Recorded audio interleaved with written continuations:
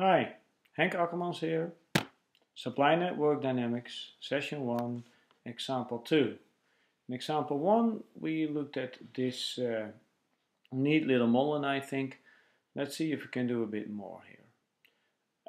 Because it's a bit frustrating here. Either you have precisely enough capacity there to do the work, or you have a structural imbalance.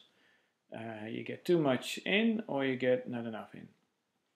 In the real world, this wouldn't work like this. You would have some kind of adjustment process between the amount of capacity that you have and the amount of work that has to be done. Well, let's see if we can do that. That means that we need to create a feedback loop between work here and capacity here. If we want the capacity to be able to change, we need to add an inflow. That's what I'll do. I'll keep the mouse button pressed here and call this capacity change rate.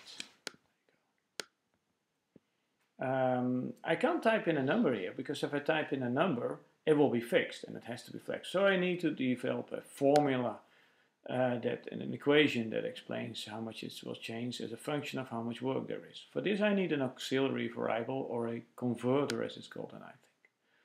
Choose this one and let's call it the capacity required. Capacity required, how much capacity do I need? Well, definitely enough capacity to do the work.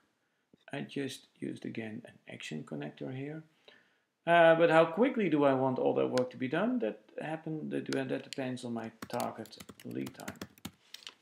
There's my target lead time. How long do I want to wait until this work's being done? Let's say 2 periods.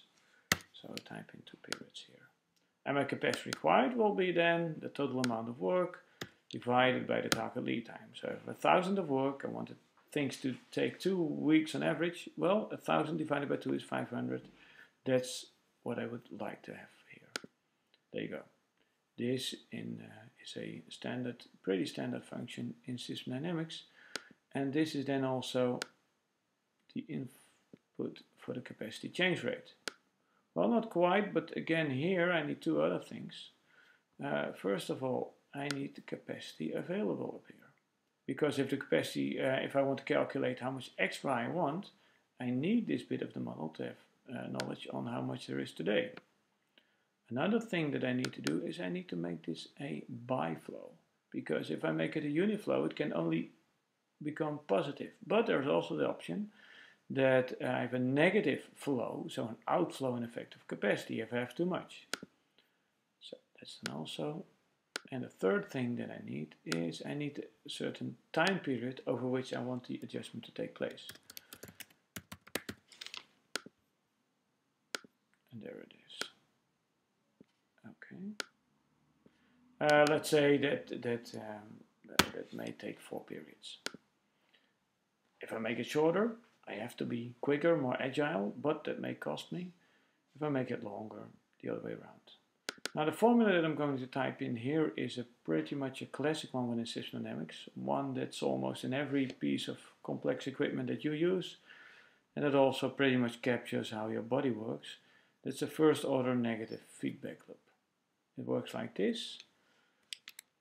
There's a bracket, is the capacity required minus the current capacity available over a certain adjustment delay. That'll do the trick. And now I have a new model. And I can run this model. Let's see what it does if I run it.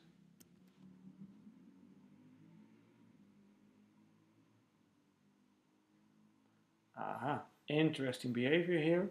By the way, if you want to see this more clearly, some things we can do. We can, for instance, make this thick lines. And what you see now also, because I secretly changed the runtime to a longer period, I run specs to 50 here, that we have what we call oscillation, dampened oscillation here. Interesting, a very steady inflow of new work, completely stable, but a lot of fluctuation before we actually get to a stable period over a long time. Okay, Interesting behavior for such a simple thing of adjusting to new work. Is it then, well, why? Well, we'll look into that in the third example.